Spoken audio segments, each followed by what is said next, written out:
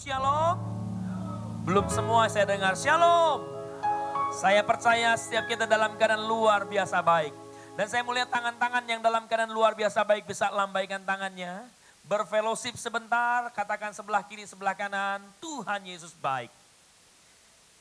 Bapak Ibu, ada satu fenomena alam biasa terjadi atas Indonesia, terjadi atas kota-kota yang dilintasi garis khatulistiwa, yaitu hari tanpa bayangan.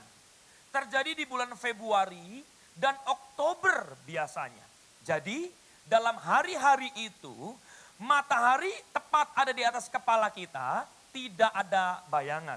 Selebihnya 363 hari itu kita biasa melihat bayangan. Setiap kali kita ada di bawah sinar matahari, kita akan melihat bayangan kita sendiri. Nah, bayangan itu adalah nampak ada, tetapi tidak pernah nyata. Setuju saudara? Bayangan nampak ada, tapi nggak pernah nyata. Ada di sini yang bisa menangkap bayangan? Ambil kantong kresek, masukin gitu saudara, ini bayangan saya. Bayangan itu seperti kekhawatiran, seperti ketakutan dalam kehidupan. Nampak ada, tetapi tidak pernah ada. Iblis tebarkan ini, iblis tebarkan ketakutan, iblis tebarkan kekhawatiran. Sehingga fokus manusia tidak lagi berharap bersandar mengandalkan Tuhan.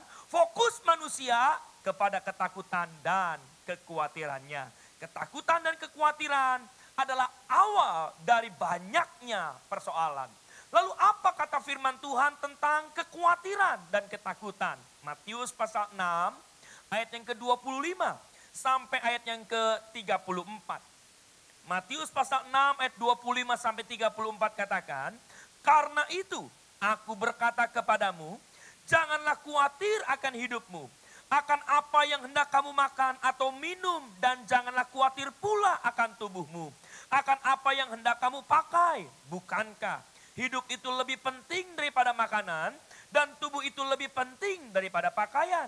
Pandanglah burung-burung di langit, yang tidak menabur dan tidak menuai, dan tidak mengumpulkan bekal dalam lumbung, namun diberi makan oleh Bapamu yang di sorga. Bukankah kamu jauh melebihi burung-burung itu? Siapakah di antara kamu yang karena kekhawatirannya dapat menambahkan sehasta saja pada jalan hidupnya? Dan mengapa kamu khawatir akan pakaian? Perhatikanlah, bunga bakung di ladang yang tumbuh tanpa bekerja dan memintal. Namun aku berkata kepadamu, Salomo dalam segala kemegahannya pun tidak berpakaian seindah salah satu dari bunga itu. Dan jika demikian Allah mendandani rumput di ladang yang hari ini ada dan besok dibuang ke dalam api, tidakkah ia akan terlebih dahulu mendandani kamu, hai orang-orang yang kurang percaya? Sebab itu janganlah kamu khawatir dan berkata, apakah yang akan kami makan? Apakah yang akan kami minum? Apakah yang akan kami pakai? Semua itu dicari bangsa-bangsa yang tidak mengenal Allah.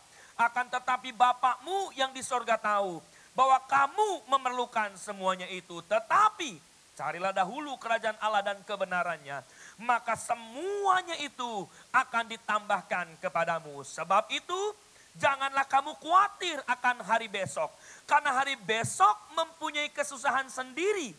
Kesusahan sehari cukuplah untuk sehari.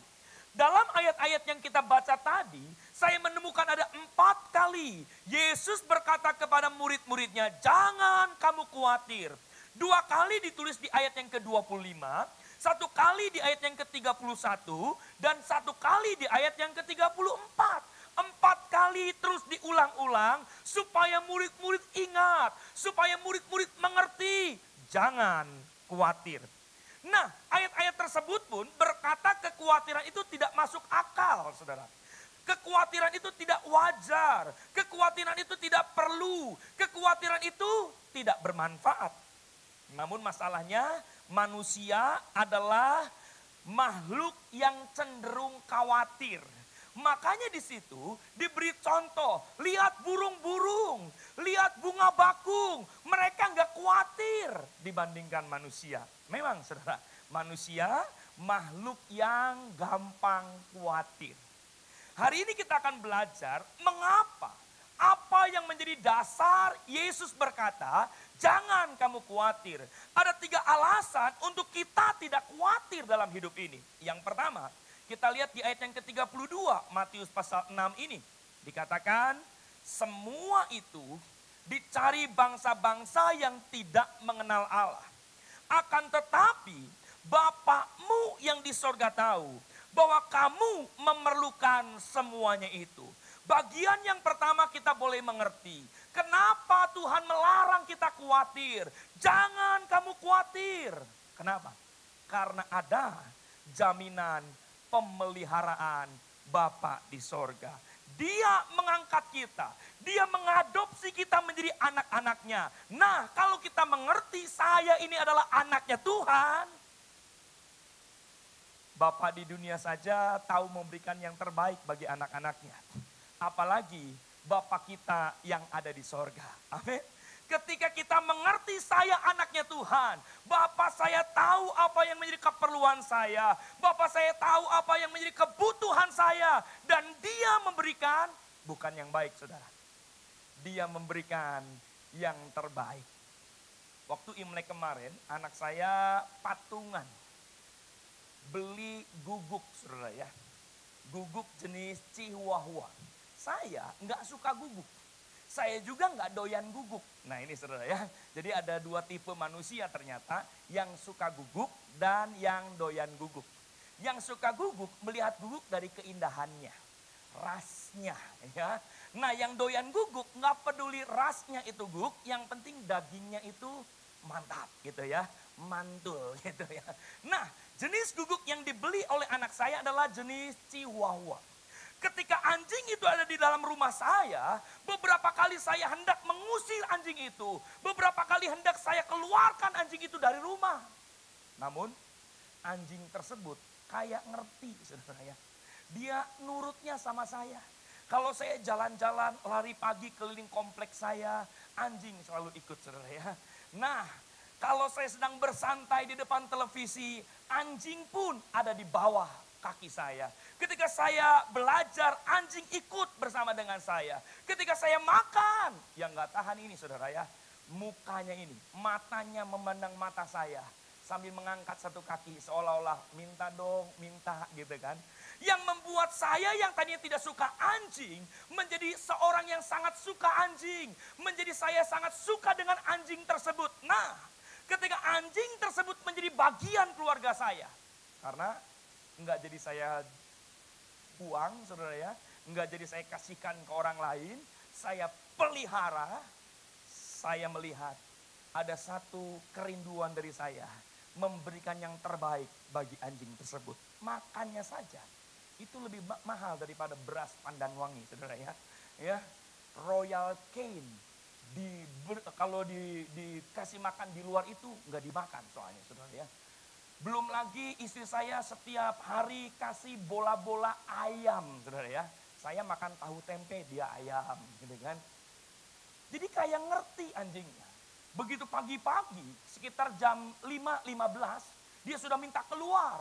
Untuk buang air besar, buang air kecil. Dia keluar.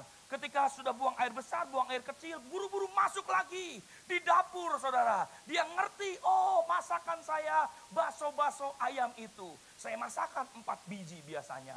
Lalu dikasih makan itu anjing. Belum lagi baju-bajunya yang lucu-lucu untuk mendandani anjing Chihuahua itu. Saudara, bukankah kita lebih berharga daripada burung, daripada bunga bakung, daripada guguk Chihuahua saudara? Mereka saja tidak khawatir karena dia tahu bahwa Bapaknya mengerti, Bapaknya memelihara kehidupan kita. Sebagai manusia kita punya kebutuhan-kebutuhan. Maslow memberikan satu piramida bahwa kebutuhan paling dasar manusia adalah sandang, pangan, dan papan. Kebutuhan yang kedua rasa aman. Kebutuhan yang ketiga rasa dicintai, rasa dikasihi, rasa memiliki. Dan kebutuhan yang terakhir adalah aktualisasi diri. Setiap manusia harus memenuhi kebutuhan-kebutuhan hidupnya. Sebab ketika kebutuhannya tidak terpenuhi akan timbul satu masalah. Nah, Bapa di surga tahu apa yang menjadi kebutuhan kita. Mungkin bukan sandang, pangan, dan papan. Mungkin rasa aman, mungkin rasa dikasihi dan lain sebagainya. Dia tahu dan dia beri yang terbaik buat saudara dan saya. Dalam kisah Yesus memberi makan 5.000 orang, ditulis dalam Matius pasal 14 ayat 15 sampai ayat yang ke-16. Menjelang malam, murid-muridnya datang kepada Yesus dan memohon kepada Yesus, menyuruh mereka semua itu untuk pergi supaya mereka mendapat makanan di desa-desa, kata murid-murid. Tetapi di sini Yesus tidak sependapat dengan murid-murid. Yesus berkata, jangan suruh mereka pergi, tetapi kamu yang harus memberi mereka makan. Ayat ini memberikan satu gambaran kepada kita, sekalipun orang-orang gak peduli kepada kita, sekalipun orang-orang tidak memperhatikan kita, sekalipun orang-orang membiarkan kita, murid-muridnya pun seolah-olah angkat tangan, saudara. Tetapi Bapa kita, Tuhan Yesus tidak sependapat dengan mereka. Tuhan Yesus berkata, tidak perlu mereka pergi, kamu yang harus memberi mereka makan. Dalam Yohanes pasal yang ke-6, ayat yang ke-7 sampai ayat yang ke-9. Inilah tanggapan daripada murid-murid. Jawab Filipus kepadanya, roti seharga 200 dinar tidak akan cukup untuk mereka ini. Sekalipun masing-masing mendapat sepotong kecil saja. Di sini ada seorang anak yang mempunyai 5 roti jelai dan 2 ikan. Tetapi apakah artinya itu untuk orang sebanyak ini? Di sini ayat yang ke-9 ada seorang anak mempunyai 5 jelai, roti dan 2 ikan. Tetapi apakah artinya untuk orang sebanyak ini? Lihat murid-murid ketika diperhadapkan dengan 5.000 orang yang Yesus katakan kamu yang harus cukupi semua kebutuhannya. Kamu yang harus berikan yang terbaik. Mereka harus makan bukan setengah kenyang, mereka harus makan sampai kenyang. Lalu muridnya ngomong gini, kalaupun punya 200 dinar gak cukup. Orang yang khawatir, pesimis saudaranya. Nggak cukup, kalaupun punya 200 dinar, nggak cukup untuk kasih makan orang sebanyak ini, sekalipun dapat sepotong kecil saja, nggak cukup. Lalu orang yang khawatir punya sikap yang kedua. Di sini ada 5 jelai roti dan 2 ekor ikan, menganggap remeh hal-hal yang kecil. Yang terakhir, orang yang khawatir akhirnya membatasi Tuhan dengan segala keterbatasannya. Kita punya 5 roti 2 ikan, gak mungkin cukup membatasi Tuhan. Padahal Tuhan kita tidak terbatas. Amin. Jangan khawatir, Tuhan memelihara. Saya pernah diundang melayani orang tua murid. Persekutuan orang tua murid dari TK sampai SMA. Nah, ketika persekutuan belum dimulai, saya mendengar percakapan antara beberapa orang ibu. Ibu yang pertama berkata, saya baru memasukkan anak saya kuliah di Maranatha gitu. Satu fakultas dia sebutkan dan uang masuknya dia sebutkan sekian puluh juta gitu. Nah, satu ibu menanggapi, aduh gimana ya, berapa ya kalau anak saya nanti masuk Maranatha? Ya mungkin jadi mahal. Kalau setiap tahun biaya pendidikan naik, misalkan 5% saja, oh berapa ya? Saya mendengar, langsung saya tanya, Bu, emang anak ibu kelas berapa? TK Pak. Masih TK. Ada beberapa tahun lagi untuk lulus TK. Beberapa tahun lagi di SD, SMP, SMA. Udah mengkhawatirkan masuk kuliah. Bapak di surga tahu, dia memelihara, dia memberikan yang terbaik kepada kita. Hal yang kedua, kenapa kita tidak boleh khawatir? Jangan khawatir karena ternyata kekhawatiran mengkandaskan iman. Padahal iman adalah sesuatu yang penting dalam kehidupan Kristen. Beberapa kali ditulis bahan bakar orang benar. Orang benar itu akan hidup oleh iman. Orang benar akan hidup karena percayanya. Ibrani 11 ayat yang pertama disebutkan, iman adalah dasar dari segala sesuatu yang kita harapkan. Iman adalah bukti dari segala sesuatu yang tidak kita lihat. Jadi untuk segala sesuatu yang kita tidak lihat ini, untuk segala sesuatu yang menjadi pengharapan kita ini, bahan dasarnya adalah iman, saudara. Jadi kalau hari ini kita berdoa, tahun kelahiran yang baru, saya mau punya rumah yang baru. Bahan dasar rumah yang baru, iman. Tahun kelahiran yang baru, saya mau punya mobil yang baru, punya usaha yang baru. Bahan dasarnya, katakan kiri kanan, iman bahan dasarnya. Jadi bahan dasar kita adalah iman, saudara. Iman membuat sesuatu yang ada di luar tembok ini, yang tadinya kita tidak lihat, menjadi nyata, menjadi terwujud, menjadi terlihat di dalam kehidupan kita. Saya punya anak, nomor 1 usia sekarang 11 tahun, kelas 5 SD, saudara. Sekali waktu anak saya telepon saya, "Pak, sekolah mau mengadakan acara, saya perlu uang." "Berapa?" 100.000 rupiah, Pak. Anak saya bekalnya 2.000. Dia nggak pernah tahu uang 100.000. Karena bekal sekolah sudah dibuat sama istri saya. Jadi bawa nasi dari rumah, tinggal beli air. Itu pun kalau air yang dia bawa sudah kehabisan. 2.000 cukup beli air. Kalau ada kekurangan tinggal ngomong ke kantin, nanti papanya yang bayar. Jadi cuma bawa uang 2.000. Jadi kalau di sini ada yang punya bekal 20.000, wah puji Tuhan sekali, saudara ya. 2.000. Makanya ketika gurunya berkata harus bawa uang 100.000, dia tidak punya. Sehingga dia telepon papahnya yang dia rasa uang 100.000, papahnya punya. "Pak, besok suruh bawa uang, Pak. 100.000. Dari ujung telepon saya jawab, "Oke, nanti sore papa bawa uang 100.000 rupiah." Ketika papanya ngomong, papanya akan bawa 100.000 rupiah. Yang tadinya dia tidak pernah lihat, yang tadinya tidak pernah dia bayangkan. Sesuatu yang baru bagi dia uang 100.000. Tapi karena ada bapaknya yang ngomong, nempel tuh di otak, saudara. 100.000, waduh yakin. Yakin nih pasti. Karena yang ngomong bapaknya. Kalau yang ngomong tetangganya, nggak mungkin percaya.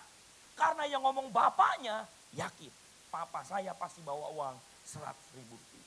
Nah ketika dia bersuka cita, berjumpalah dengan istri saya. Ditanya, "Kamu ngapain?" "Baru telepon si papa."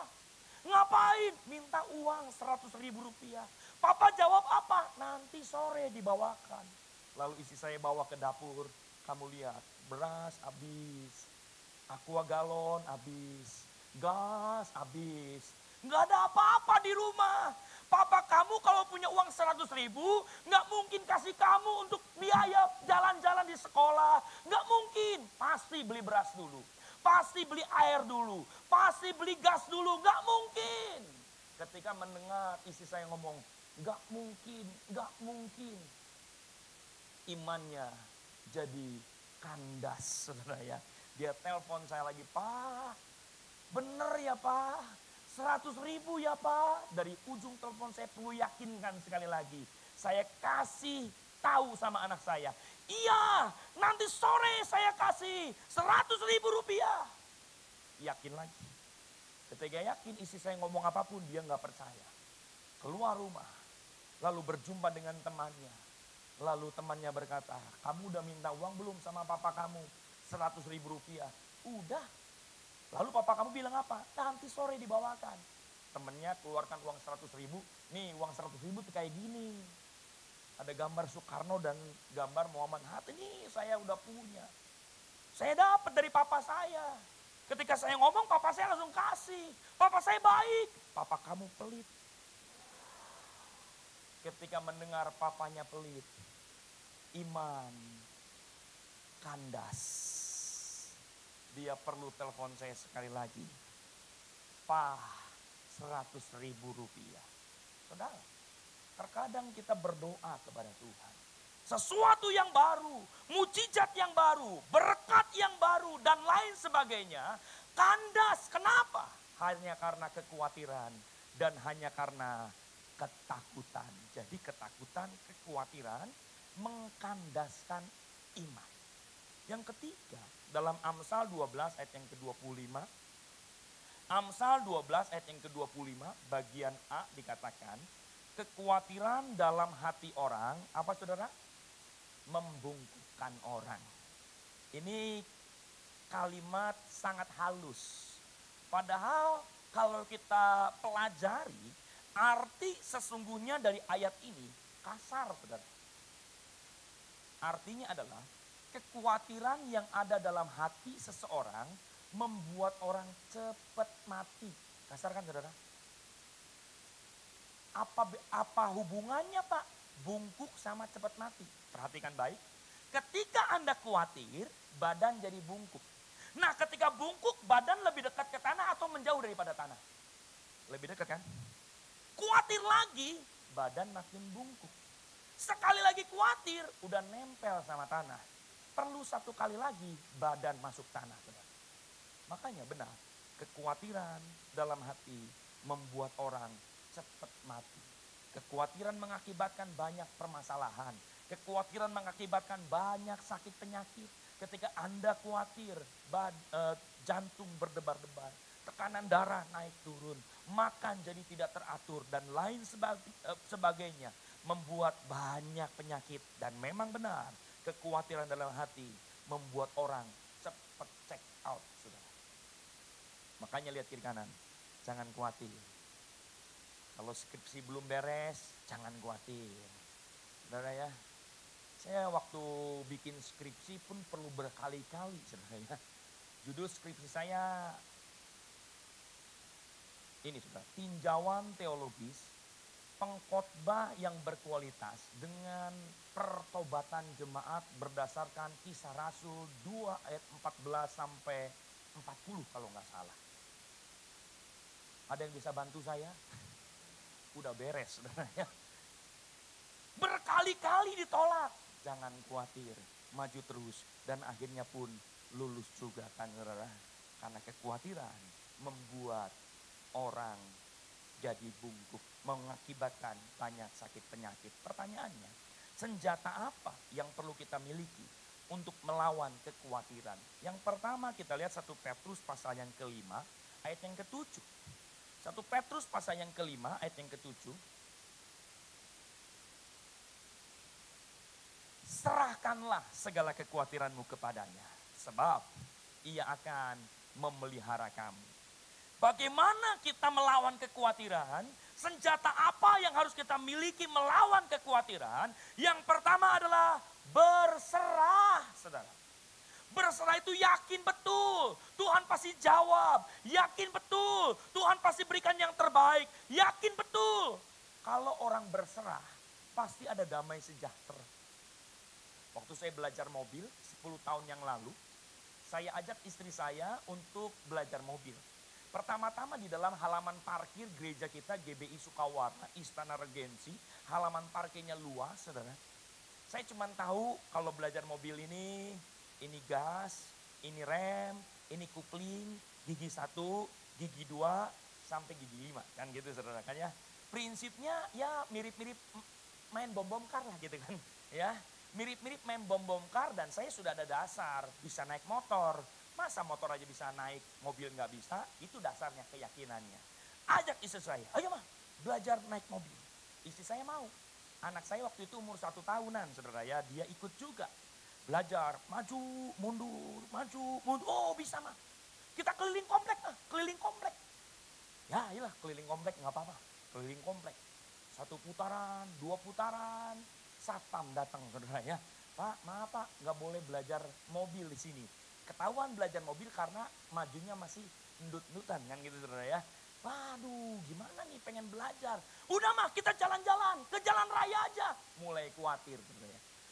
Pak SIM kan belum ada. Belajar pun baru 1 hari ini. Nanti kalau ada apa-apa. Saya perlu yakinkan istri saya. Seperti meyakinkan dulu. Untuk jadi pacar saya. 3 kali saya yakinkan saudara ya. 1 kali ditolak. 2 kali ditolak juga. 3 kali. Puji Tuhan akhirnya diterima saudara ya. Ya. Enggak lah enggak apa-apa. Bisa saya. Udah biasa. Udah sering naik mobil. Gitu kan. sering naik mobil, bukan nyetir, saudara ya. Akhirnya istri sih percaya juga. Ya udahlah katanya gitu, naik mobil. Nah tiba di satu jalan yang krodit, yang macet di kota Bandung, sekitar Jalan Otista, Pasar Baru di kota Bandung, itu kalau saking kroditnya, angkot sama motor kalau mau belok cuman dia yang tahu sama Tuhan.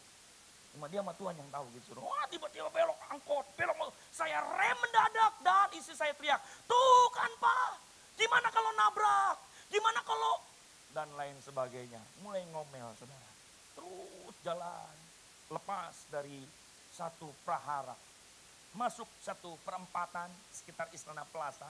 Ada perempatan, lampu langsung merah. Padahal saya sudah mulai ngegas saudara. Karena saya takut rem tangannya bermasalah. Jadi ketika di lampu merah tersebut, saya berhenti. Ini rada nanjak, miring. Ini paling susah kalau naik mobil.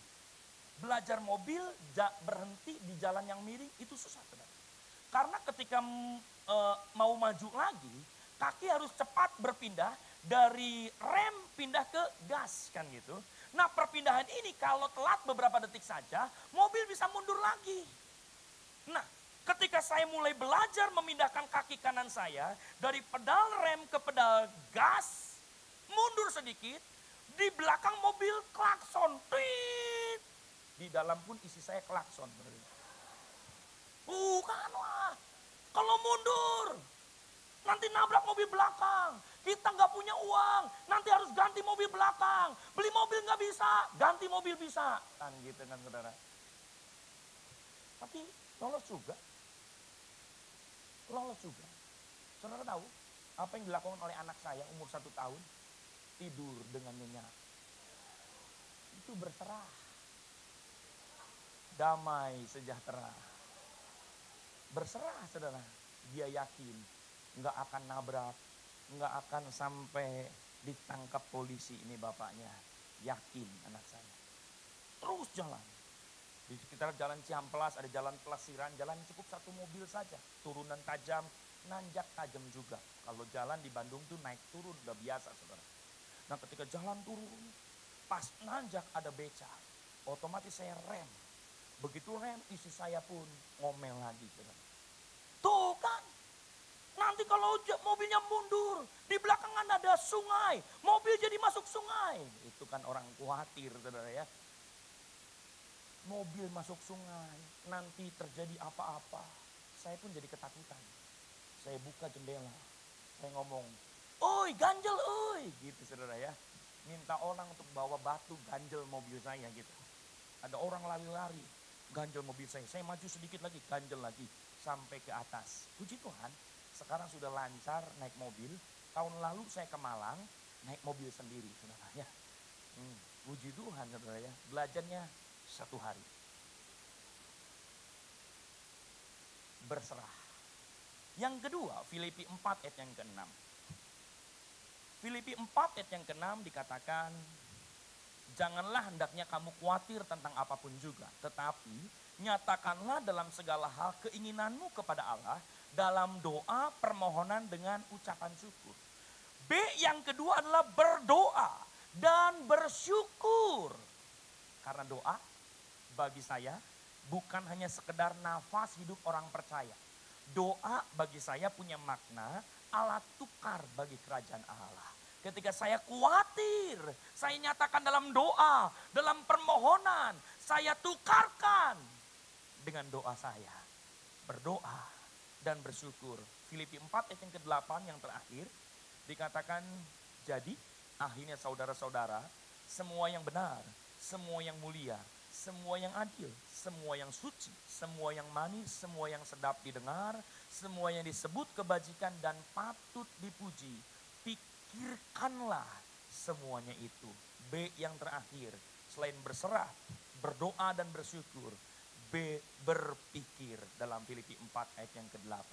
Berpikir yang baik, berpikir yang positif. Itulah senjata kita. Melawan kekhawatiran di dalam kehidupan. Saya undang pemain musik. Jangan kamu khawatir kata Tuhan. Bukan sekali ditegaskan. 4 kali. Jangan seolah-olah menjadi peringatan yang keras. Nah kalau ada peringatan yang keras, berarti kalau dilanggar akan berakibat fatal. Jangan merokok di SPBU. Ketika dilanggar, maka akan terjadi malapetaka. SPBU bisa meledak. Jangan mengaktifkan telepon, handphone di pesawat terbang. Karena sinyalnya mengganggu sistem navigasi. Kalau kita melanggar, maka pesawat akan mengalami kecelakaan. Jangan khawatir. Kalau dilanggar, maka akan berdampak tidak baik bagi kita. Kenapa? Tuhan melarang kita khawatir. Karena ada jaminan pemeliharaan Bapa di sorga.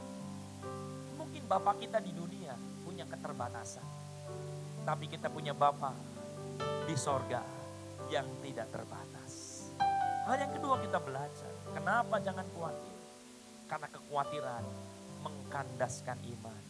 Dan yang terakhir, karena kekhawatiran mengakibatkan banyak penyakit.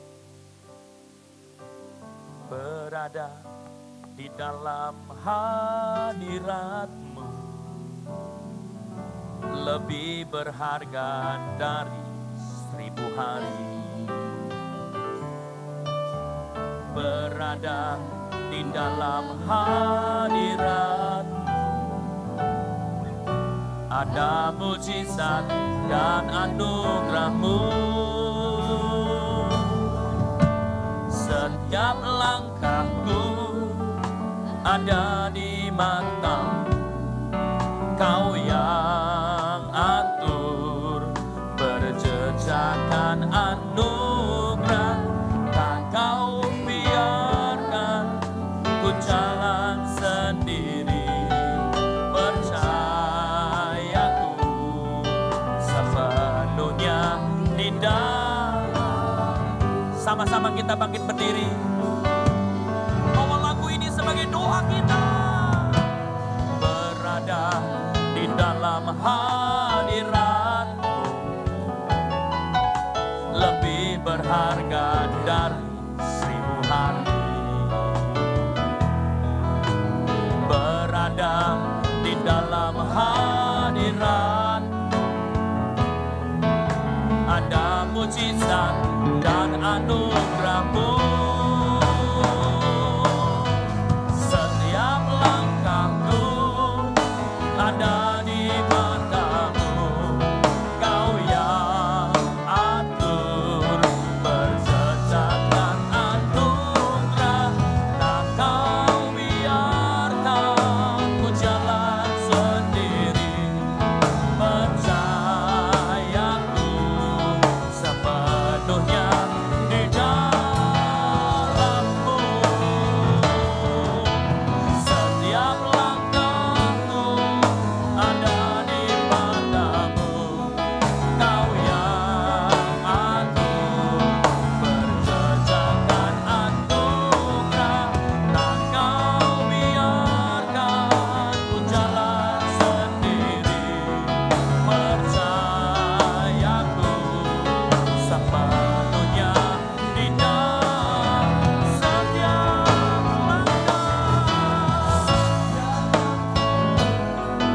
ada di mata-Mu. Kau yang atur, berjejakan anugerah. Tak Kau biarkan ku jalan sendiri. Percayaku sepenuhnya di dalam-Mu. Hari ini kita belajar. Jangan khawatir. Jangan khawatir. Bapa di sorga tahu apa yang menjadi kebutuhan kita. Apa yang menjadi keperluan kita. Dia mengerti dan beri yang terbaik dalam kehidupan. Hari ini, jika engkau sedang khawatir, mari berserahlah kepada Tuhan. Berdoa dan bersyukur. Dan berpikir yang baik. Maka Tuhan sebagai sumber damai sejahtera akan menaungi engkau. Dan kita tidak fokus lagi kepada kekhawatiran dan ketakutan. Tapi berfokus kepada Tuhan yang hidup. Kita mungkin punya masalah yang besar. Tapi jangan lupa, kita punya Tuhan yang jauh lebih besar. Berkati ya Tuhan umat-Mu yang hadir pada sore malam hari ini. Apapun yang sedang mereka kerjakan, usahakan, sedang lakukan. Tangan Tuhan yang menuntun sehingga keberhasilan, keberuntungan yang dilimpahkan atas setiap kehidupan mereka. Terbukalah tingkap-tingkap langit untuk memberkati setiap mereka semua. Keluarga besar mereka dimanapun berada. Dalam perlindungan kasih daripada Tuhan. Kami percaya Tuhan, setiap langkah kami adalah anugerah kemurahan daripada Tuhan. Dalam nama Tuhan Yesus. Setiap langkahku ada di matamu. Kau yang aku kerjakan anugerah. Kau biarkan ku jalan sendiri. Percayaku sepenuhnya di dalam-Mu. Katakan, setiap langkahku ada di matamu. Kau yang aku kerjakan anugerah. Kau biarkan ku jalan sendiri. Percayaku sepenuhnya di dalam-Mu. Percayaku sepenuhnya di dalam-Mu. Percayaku, percayaku sepenuhnya di dalam-Mu. Kita berikan kemuliaan bagi Tuhan kita. Haleluya.